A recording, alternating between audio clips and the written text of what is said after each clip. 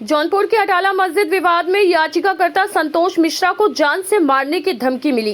पहले DM SP को शिकायत दी, लेकिन कार्रवाई न होने पर हाईकोर्ट में अर्जी दायर की।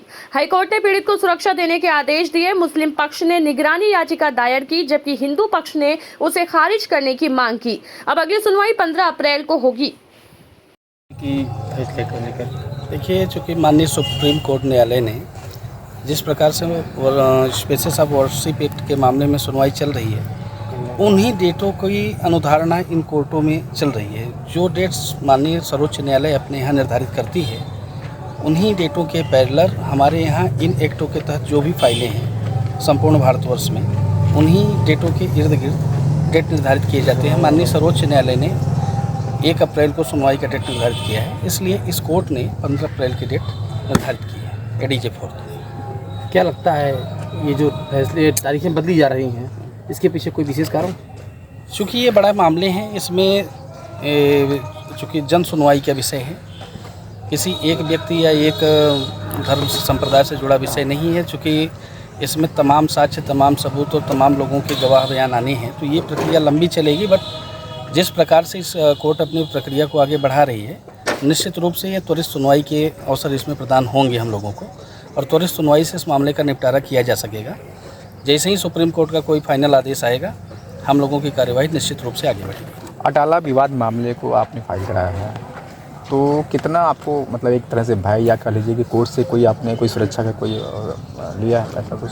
देखिए, जो भी स्थिति है इस समय एक प्रकार से हमने अटाला विवाद मामले को सिर्फ कोर्ट में नहीं दाखिल किया है, एक प्रकार से उन लोगों के गलत कृत्यों के प्रति जो भी उन लोगों की कर्तव्य निष्ठा रही है, धार्मिक सांप्रदायिकता फैलाने की जो भी व्यवस्था रही है, उसको हमने चोट किया है। तो निश्चित रूप से पूरा एक संप्रदाय अपने पूरे संगठन के साथ, इनके जो भी अवैध संगठन हैं, सबसे मुझे खतरा है, क्योंकि ये पूरे भारतवर्ष में फैले हुए हैं और पूरे विश्व के लिए खतरा है। तो इनके जो अवैध क्रियात्मक संगठन सक्रिय हैं, उन सबसे मुझे खतरा है। और इसके लिए मैंने माननीय सर्वोच्च न्यायालय से, माननीय उच्च न्यायालय इलाहाबाद में एक रीट याचिका की थी, जिस पर माननीय जिलाधिकारी महोदय को माननीय उच्च न्यायालय ने एक निर्देश दिया है कि मुझे सुरक्षा प्रदान किया जाए। ठीक।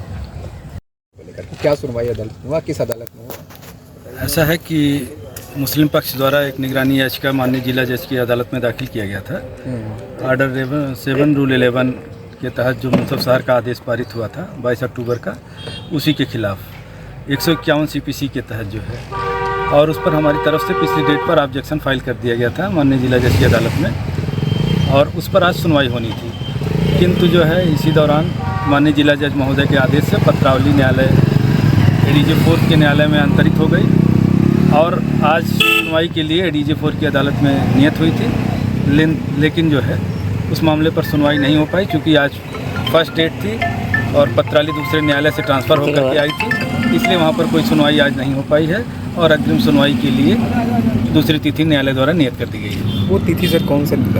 वो तिथि 15 अप्रैल की तिथि जो है निर्धारित की गई है, और मुस्लिम पक्ष द्वारा आज यहाँ माननीय एडीजे 4 के न्यायालय में कहा गया कि सुप्रीम कोर्ट द्वारा जो वर्शिप एक्ट के संबंध में सुनवाई की जा रही है, उसकी सुनवाई अप्रैल के प्रथम वीक में की जाएगी, जिसके कारण कि इसकी सुनवाई उसके बाद किया जाना आवश्यक। आपने ये भी बताया था कि जो है कि मुंसफ शहर अदालत के फैसले को या आदेश को उन्होंने चैलेंज किया था जिला कोर्ट में।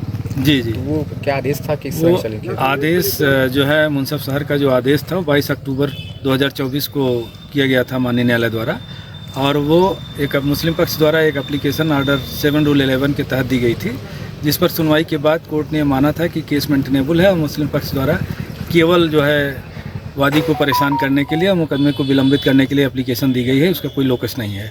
इसलिए पूरी सुनवाई के बाद मुंसफ शहर की अदालत ने मुस्लिम पक्ष द्वारा ऑर्डर 7 रूल 11 की एप्लीकेशन निरस्त कर दी गई है, उसी के खिलाफ ये निगरानी लंबित है। और आगामी 15 अप्रैल को जो सुनवाई होगी इस मामले पर, क्या संभावना है उस तारीख को लेकर के? संभावना इसी बात की है कि वहाँ से मुस्लिम पक्ष की निगरानी याचिका निरस्त कर दी जाएगी, और हमारा ऑब्जेक्शन माननीय जिला जज एडीजे 4 साहब के यहाँ से स्वीकार हो जाएगा, और लोअर कोर्ट की प्रोसीडिंग आगे अपने कार्यक्रम के अनुसार आगे बढ़ेगी।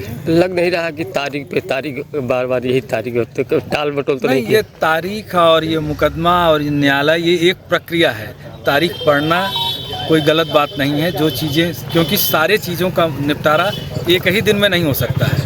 अगर इतना ही सहज मामला हो तो न्यायालय आने की आवश्यकता ही नहीं पड़ेगी, क्योंकि न्यायालय तभी मामले आते हैं जब बाहर किसी सुलह समझौते की कोई संभावना नहीं बचती है, कोई मध्यस्थ का रास्ता नहीं निकलता है, तब विवाद की स्थिति जो है निपटाने के लिए न्यायालय में आती है।